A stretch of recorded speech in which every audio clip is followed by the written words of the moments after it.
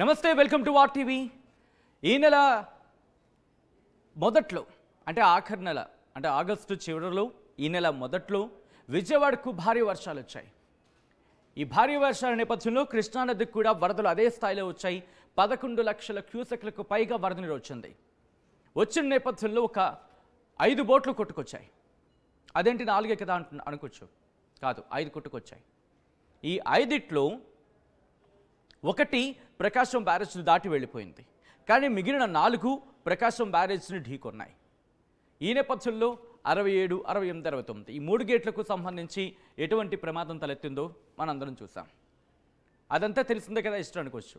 కానీ ఇప్పుడు అసలు విషయం ఏంటంటే, ఇదిగో మీరు విజువల్లో చూస్తున్నారు. ప్రస్తుతం ఈ బోటు ఒకటే కనిపిస్తోంది, కానీ ఇది మొత్తం 4 బోట్లు ఉన్నాయి. ఒకటి ఇటువైపు, ఒకటి అటువైపు, ఇలా మొత్తం 4 బోట్లు. ఈ 4 బోట్లు కూడా దీంట్లో 2 పెద్దవి. అసలు ఈరోజు మనం మాట్లాడుకోబోతున్న విషయాన్ని నేను ఒకసారి క్లియర్ చేసే ప్రయత్నం చేస్తాను. ఈ బోట్ల వెలికితీతకు సంబంధించి ఎందుకు ఆలస్యం అవుతోంది, జరిగిందేంటి, జరుగుతోందేంటి, జరగబోయేదేంటి, వీటన్నిటి గురించి మాట్లాడుకుంటూ ప్రపంచవ్యాప్తంగా దేశవ్యాప్తంగా కొన్ని ఘటనలు, కొన్ని అంశాలను స్పృశిస్తూ అలా టచ్ చేస్తూ వీటి గురించి మాట్లాడుకునే ప్రయత్నం చేద్దాం. ప్రస్తుతం కృష్ణానది అంటే ప్రకాశం బ్యారేజ్ దగ్గర ఇటు ఫుల్గా ఉంది వాటర్, ఇన్ఫ్లో అవుట్ఫ్లో కూడా ఉంది. అయితే లక్షల్లో లేదు, కానీ ప్రస్తుతం వేలలో ఉంది అనే మాట వినిపిస్తోంది. ఇక్కడ వరకు ఒక ఎత్తు, దీన్ని కాస్త పక్కన పెడదాం. అందాకలకి ప్రస్తుతం కృష్ణా దగ్గర ఈ బోటు మీరు చూస్తున్నారు, ఇదొక బోటు. ఇది ఈ బోటుకు సంబంధించి ఒక్కొక్కటి కూడా ఇవి వచ్చిన మొత్తం 5 బోట్లు కొట్టుకొచ్చాయి. ఈ 5ట్లో ఒకటి ప్రకాశం బ్యారేజ్ దాటి వెళ్ళిపోయింది. అంటే సపోజ్ బ్యారేజ్ ఇది ఇలా ఉంది. బ్యారేజ్ నేను అందాజుగా చెప్పే ప్రయత్నం చేస్తున్నా. వచ్చినప్పుడు ఇలా 1, 2, 3, 4, 5 ఇలా కొట్టుకొచ్చినవి. ఒకటి ఆ ప్రవాహం దాటికి, ఎందుకంటే దాదాపు 11 లక్షల క్యూసెక్ల వాటర్ మనకి వచ్చింది. ఇంత ఫ్లో వచ్చినప్పుడు ఆ రోజు ప్రవాహం మీరు చూస్తుంటే కనుక చాలా ఉధృతంగా ఉంది. ఆ ఉధృతంగా ఉన్న నేపథ్యంలో ఈ 5ట్లో ఒకటి బహుశా చిన్నదిగా ఉండుంటుంది, కాబట్టి దాటి వెళ్ళిపోయింది. ఇలా దాటి వచ్చేసిన పరిస్థితి. కానీ ఈ 4 ఉన్నాయి చూసారా, ఈ 4 ఎందుకు ఇక్కడ ఇరుక్కుపోయాయి, వాటిని ఎందుకు తీయలేకపోతున్నాం? ఎందుకు ఈ మాట అంటున్నానంటే కనుక, ఎందుకు ఈ క్వశ్చన్ నాతో పాటు చాలామందికి ఇలాంటి అనుమానం ఎందుకు వస్తుందంటే కనుక, మీకు కరెక్ట్గా గుర్తుండే గతంలో కూడా ఇదే ప్రకాశం బ్యారేజ్కి ఇదే కృష్ణా నదిలో ఒక బోట్ ఇరుక్కుపోయింది. గేట్ దగ్గర బోట్ ఇరుక్కుపోయిన పరిస్థితి మనం చూసాం. ఆ బోటుని కష్టపడి ఎలాగోలా బయట తీసుకొచ్చేస్తారు. పక్కన ఇఫ్ ఐఎమ్ నాట్ రాంగ్, బహుశా ఇప్పుడు ఉండకపోవచ్చేమో, కొద్ది రోజుల క్రితం వరకు కూడా ఆ బోట్ అక్కడే ఉండింది. అంటే బయట తీసేసి దాన్ని పక్కకు వచ్చేసిన విజువల్ని మనం చూసాం. ప్రస్తుతం ఇదే అనుమానం రేగుతోంది. అప్పుడు తీయగలిగిన ఆ బోటు అంతా బహుశా కరెక్ట్ మీ ఫ్యామ్ రాంగ్ ఒక 2-3 రోజుల్లోనే తీసేశారనుకుంటాను. ఇప్పుడు ఎందుకు ఇంత ఆలస్యం అవుతుంది అనే అంశానికి సంబంధించి క్వశ్చన్ మార్క్ వినిపిస్తోంది. ఇక్కడ ఒక విషయాన్ని గుర్తు చేయాలనుకుంటున్నా. ఇప్పుడు ప్రెసెంట్ ఉన్న ఈ బోట్లు ఒక 2 బోట్లు మాత్రం, ఈ 4 ఉన్నాయి కదా, ఈ 4ట్లో ఇక్కడ నేను రాస్తున్నాను. ఇదిగో ఇలా 4 ఉన్నాయి కదా, 4ట్లో 2 భారీవి. భారీ అంటే ఎంత అని అనుకోవచ్చు, దాదాపుగా 40 టన్నులు ఉన్నాయి. 40 టన్నుల బరువు. 40 టన్ అంటే 1000 కేజీలు అంటే అర్థం చేసుకోవచ్చు ఎన్ని కేజీలు ఉంటుంది అనేది. సో మీకు అర్థమైపోయి ఉంటుంది. ఇప్పటికీ 40 టన్నులు అలాంటివి 2 ఉన్నాయి. వీటికి తోడు ఈ 4ట్లో 2 40 టన్నులు ఉంటే మిగతా చిన్నవి ఉన్నాయి. మిగతావి భారీవి కాదు, కానీ కాస్త చిన్నవి ఇవి కూడా ఉన్నాయి. ఒకసారి నేను ఇది క్లియర్ చేస్తున్నాను. ఇది క్లియర్ చేసి విజువల్ నేను మీకు వెళ్ళే ప్రయత్నం చేస్తాను. అప్పుడు మళ్ళీ మీ దగ్గరికి వస్తాను. ఇది గుర్తుపెట్టుకోండి, 2 చిన్న వాటిని గుర్తుపెట్టుకోండి. ఈ 2 చిన్న వాటిని గుర్తుపెట్టుకొని విజువల్ నేను కంటిన్యూ చేస్తున్నా. ఇదిగోండి, ఐ రిక్వెస్ట్ టీమ్ ఒక్కసారి మనం ముందుకు వెళ్ళే ప్రయత్నం చేద్దాం. నెక్స్ట్ విజువల్స్ని కంటే చూపించే ప్రయత్నం చేద్దాం. ఇది ప్రకాశం బ్యారేజ్ దగ్గర ఇరుక్కుపోయింది. ఇక్కడ ఆపండి. ఓకే ఓకే మీరు ప్లే చేయండి ఫస్ట్ నుంచి ఈ విజువల్ని నేను ప్రాసెస్ చేసి ఫస్ట్ నుంచి ప్లే చేయండి, రిక్వెస్ట్ ఫస్ట్ నుంచి ప్లే చేయండి. సో ఇగో ఒక్కసారి ఇక్కడ ఆపి ప్రయత్నం చేస్తున్నాను సో దట్ ఇక్కడ మీరు చూస్తే కనుక ఇది చాలా పెద్ద పడవ. అయితే ఇక్కడ విషయం ఏమైందంటే కనుక ఇక్కడ మనకు ఒక పడవ కనిపిస్తుంది కదా, ఇది ఒకటి కూడా 40 టన్నులు ఉంటాయి.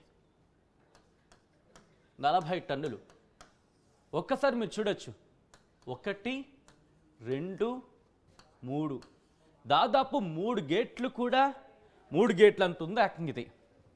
మీరు చూస్తే కూడా 3 గేట్లంతా వెడల్పు ఉంది ఒక్కొక్కటి కూడా. ఇక్కడ మీరు చూస్తే దీనికి కనెక్టివిటీగా ఇదిగోండి, ఇక్కడ మీరు చూస్తే చిన్న ఉన్నాయి, ఇరుక్కుపోయాయి ఇలా. ఐ థింక్ యా ఇది ఇంకోటి, ఇది సారీ ఇది ఇంకో పెద్దది, ఇది కూడా దాదాపు 2, ఇది ఇంకోటి, ఇది కూడా 40 టన్నుల వరకు ఉండొచ్చు అనేది ఒక అంచనా. ఇదొక పడవ, ఇది ఇంకోటిది, ఈ 2. ఇక్కడ ఏం జరిగిందంటే కనుక మీరు అబ్జర్వ్ చేస్తే ఇక్కడ ఇదిగోండి, ఇది ఆల్రెడీ కూరుకుపోయింది. సో ఇది ప్రకాశం బ్యారేజ్కి సంబంధించి వాటర్ ఇలా ఫ్లో అవుతోంది. అయినప్పుడు దీనికి ఇరుక్కుపోయి ఇంకా చిన్న పడవలు మనం ఇందాక మాట్లాడుకున్నాం, 2 చిన్న పడవలు, అవి దీనికి ఉండిపోయాయి ఇలా. సో దీనికి కూడా నేను జస్ట్ ఇక్కడ ఇమాజినేషన్గా చూపించే ప్రయత్నం చేస్తున్నాను. అంటే ఎగ్జాక్ట్గా ఇలా ఉందని కాదు, ఇంకొక పడవ. సో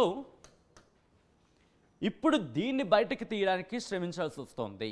గతంలో ఇరుక్కుపోయిన పడవ చిన్నదది, దాదాపుగా ఒక గేటుకి మాత్రమే, ఒక గేటుకి ఇలా గేట్ ఉంది కదా ఇక్కడ, ఈ గేటు దగ్గర మాత్రమే ఇరుక్కుపోయిన పరిస్థితి. దాన్ని ముక్కలు చెక్కలు చేసి ఎలాగో బయటకు తీసుకొచ్చేసి పక్కన పడేసారు, పక్కన పెట్టేసిన పరిస్థితి. అంటే దాన్ని ఎలాగోలాగా తీశారు, గేటుకి పెద్ద డ్యామేజ్ కాకుండా జాగ్రత్త పడ్డారు. కానీ ఈసారి వచ్చినవి మాత్రం 40 టన్నులు ఉన్నాయి ఒక్కొక్కటి. మనకు అందుతున్న సమాచారం ప్రకారం ఏంటంటే ఇవి కూడా వీటిని సాధారణంగా ఉత్తరాంధ్రలో మీరు ఆ బీచ్ వైపు వెళ్తే కనుక వాళ్ళు ఒక మాట అంటుంటారు, తవ్వోడా అని మాట వింటూ ఉంటారు. అదేంటిది కొత్త మాట వినిపిస్తున్నారు ఇప్పుడు ఏంటో అనుకుంటున్నారు కదా. తవ్వోడా అంటే డ్రెడ్జింగ్ చేస్తుంది, సముద్రంలో ఉన్న ఇసుకను తీసుకొచ్చి బయట వేస్తూ ఉంటుంది అన్నమాట. సముద్రంలో ఇసుకను తీసుకొచ్చి బయట వేస్తూ ఉంటుంది, ఎందుకంటే ఇసుక కోరుకుపోతూ ఉంటుంది కాబట్టి. సో అటువంటి ప్రొసెసర్ అది భారీ యంత్రాలతో చేస్తూ ఉంటుంది. సో ఇక్కడ కూడా ఈ పడవలు మీరు చూస్తున్నారు, ఇవి కూడా కృష్ణానదిలో ఉండే ఇసుకను తీసుకొస్తూ ఉంటాయనేది ఇక్కడ మనకి వినిపిస్తున్నమాట. సో అంత పెద్ద భారీ పడవలు. నేను ఎందుకు మీకు ఉదాహరణ చెప్తున్నానంటే ఈ పడవలు ఏవైతే 2 బోట్లు ఇరుక్కున్నాయో వీటి కెపాసిటీ ఏంటి, వీటి క్యాపబిలిటీ ఏంటి, ఎందుకు లేట్ అవుతుందంటే కనుక 40 టన్నుల కెపాసిటీ. ఎందుకు 40 టన్నుల కెపాసిటీ అంటే ఇటువంటి భారీ పనులు చేస్తూ ఉంటాయి. అటువంటి భారీ యంత్రాంగం సంబంధించి అటువంటి భారీ బోట్లు ఇప్పుడు ప్రకాశం బ్యారేజ్కి అడ్డంగా నిలిచిపోయాయి, అడ్డంగా ఉండిపోయాయి. ఆ స్థాయిలో ఉండడం వల్ల గేట్ కూడా మీరు చూస్తే కనుక కొన్ని ప్రదేశాలు అయితే ముక్కలు ఇంత లంప్స్ బయటపడ్డ విజువల్స్ చూసాం. ప్రస్తుతం ఇదే పరిస్థితి. ఇక్కడి నుంచి కాస్త ముందుకెళ్ళే ప్రయత్నం చేస్తున్నా. ఇదిగోండి ఇక్కడ మీకు లాంగ్ వ్యూలో మీకు అనిపిస్తోంది. సో ఆ పడవల గురించి మనం మాట్లాడుకున్నాం, దానికి ఇరుక్కున్న చిన్న బోట్ల గురించి కూడా మాట్లాడుకున్నాం. ఇప్పుడు గతంలో ఏం జరిగింది, ఇప్పుడు ఏం జరుగుతోంది, రేపొద్దు ఏం జరగచ్చు, అసలు కాపాడడం సాధ్యమా కాదా, ఇవన్నీ కూడా మాట్లాడుకునే ప్రయత్నం చేద్దాం. ఇప్పుడు నేను ఆ పాయింట్కి వస్తున్నా.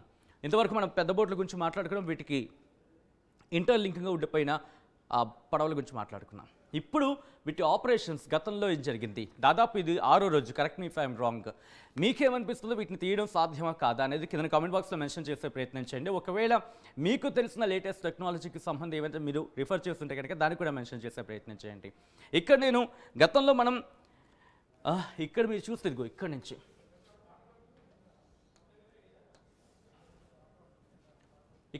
భారీ క్రేన్స్తో ఇక్కడి నుంచి ఆపరేషన్తో ఇదంతా ఆపరేషన్ చేస్తున్నారు. ఇక్కడి నుంచి ఆపరేషన్ చేస్తున్నారు. ఫస్ట్ ఏం చేశారంటే భారీ క్రేన్లు, నేను కరెక్ట్గా జరిగిన ప్రొసీజర్కి సంబంధించి మీ ముందు వచ్చే ప్రయత్నం చేస్తాను. ఫస్ట్ ఏంటంటే భారీ క్రేన్లు ఉపయోగించారు. భారీ క్రేన్స్ను ఉపయోగించి దీన్ని బయటకు తీసుకొచ్చే ప్రయత్నం చేశారు. ఆ తర్వాత భారీ క్రేన్స్ ఉపయోగించే ప్రయత్నం చేశారు. ఆ తర్వాత ఏం జరిగిందంటే కనుక ఇక్కడ నుంచి ఎయిర్ బెలూన్ తెలుగులో రాసే ప్రయత్నం చేస్తున్నా. ఎయిర్ బెలూన్లు కూడా ఉపయోగించారనే మాట వినిపిస్తోంది. దీంతో పాటు డైవింగ్ టీం వచ్చింది, వాటిని కట్ చేసే ప్రయత్నం చేస్తుంది. పీసీఆర్ ఒక్కసారి ఆ విజువల్తో రెడీగా ఉండండి. పాయింట్ ఎక్స్ప్లెనేషన్ వెళ్ళిపోయిన తర్వాత ఒకసారి స్కూబా డైవింగ్ టీం కూడా వచ్చింది. ఆపరేషన్ కూడా మేము ముందుంచే ప్రయత్నం చేస్తాను. స్కూబా డైవింగ్ టీం వచ్చింది. డైవింగ్ అని చెప్పి నేను దగ్గర రాస్తున్నాను సింపుల్గా. దీంతో ప్రయత్నం చేశారు. ఆ తర్వాత వెల్డింగ్తో దాన్ని కట్ చేసి ముక్కలు చేసే ప్రయత్నం చేద్దాం. సారీ, వెల్డింగ్ అంటే కాదు, అది దాన్ని పూర్తిగా దాన్ని ఆ ప్రాసెస్ని కరెక్ట్గా మర్చిపోయాను ఇప్పుడే. ఆ ప్రాసెస్లో కట్ చేసే ప్రయత్నం చేశారు. అంటే సాధారణంగా వెల్డింగ్ అంటూ ఉంటాం, మనకి పదం ఈజీగా ఉంటుందని చెప్పి. సో కట్ చేసే ప్రయత్నం చేశారు, పడవని కట్ చేసే ప్రయత్నం చేశారు. సో డైవింగ్ చేస్తూనే దాని లోపల నుంచి దాన్ని కట్ చేసే ప్రయత్నం చేశారు. దీని తర్వాత మళ్ళీ కూడా ఇక్కడ కాకినాడ బృందం ఇప్పుడు రంగంలోకి దిగింది. కాకినాడ బృందం కచ్లూరి ప్రమాదం మీకు గుర్తునే ఉంటుంది. కచ్లూరి ప్రమాదంలో పడవను బయటకు తీసుకొచ్చిన టీం ఏదైతే ఉందో అది కూడా ఇప్పుడు రంగంలోకి దిగింది. సో ఇలా ఇంత జరుగుతున్నా ఎందుకు బయటకు రావట్లేదు? ఇది ఫస్ట్ క్వశ్చన్. ప్రస్తుతం ఇవన్నీ కూడా ప్రయత్నాలు జరిగాయి. అయితే భారీ క్రేన్లు తీసుకొచ్చారు, అది రాలేదు, ఎందుకంటే వెయింగ్ కెపాసిటీ ఎక్కువైంది. రెండోది ఎయిర్ బెలూన్స్ తీసుకొచ్చారు, అక్కడ కూడా అటువంటి సమస్య వచ్చింది. టెక్నికల్ కొన్ని ఇష్యూస్ ఫేస్ చేయాల్సి వచ్చింది. డైవింగ్ టీం వచ్చింది, వాటిలో డైవ్ చేసింది, ఆ తర్వాత వెళ్ళే ప్రయత్నం చేసింది, కానీ కట్ చేసే ప్రయత్నం చేసింది. కానీ అయినప్పటికీ అది అవుతోంది, కానీ అది సక్సెస్ రేట్ చాలా తక్కువ వినిపిస్తోంది. దిగిన తర్వాత అర్థమైంది కాస్త ఇబ్బందికర వాతావరణం ఎందుకు అనేది ముందు ప్రయత్నం చేస్తాను ముందు. తర్వాత కాకినాడ బృందం ఇప్పుడు రంగంలోకి దిగితే వాటి ప్రయత్నం చేస్తోంది. సో ఇక్కడ విజువల్ నేను మీకు చూపించే ప్రయత్నం చేస్తాను. ఒక్కసారి ఇదిగోండి, ఐ రిక్వెస్ట్ ఫస్ట్ నుంచి వెళ్దాం. ఇదిగో ఎస్, మీరు చూస్తే ఇదిగో డైవింగ్ టీం వచ్చింది. డైవింగ్ టీం వచ్చిన తర్వాత వాళ్ళు అంత ఎక్విప్ రెడీ అవుతున్నా, విజువల్స్ చూస్తున్నారు. ప్లీజ్ విజువల్ కంటిన్యూ చేయండి, నేను పాజ్ చేసుకుంటా. సో ఇక్కడ మీరు చూస్తే కనుక అదిగో వాళ్ళు వెనకాల ఒక ఆక్సిజన్ సిలిండర్ వేసుకుంటున్నారు. మీరు చూస్తే కనుక ఈ ఆక్సిజన్ సిలిండర్ని ఓకే ఇదిగోండి, ఇది ఆక్సిజన్ సిలిండర్.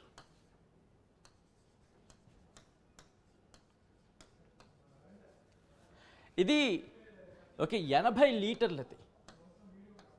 80 లీటర్లదైతే దాదాపు 2 గంటలు మాత్రమే పనిచేస్తుంది. 2 గంటలు మాత్రమే పనిచేస్తుంది ఈ 80 లీటర్లు అయితేనే. ఇక్కడ మనకు వినిపిస్తుంది ఏంటంటే కనుక ఈ స్కూబా డైవింగ్కి వెళ్ళిన వాళ్ళు దాదాపుగా ఎక్కువసేపు ఉండలేకపోయారు వీళ్ళు.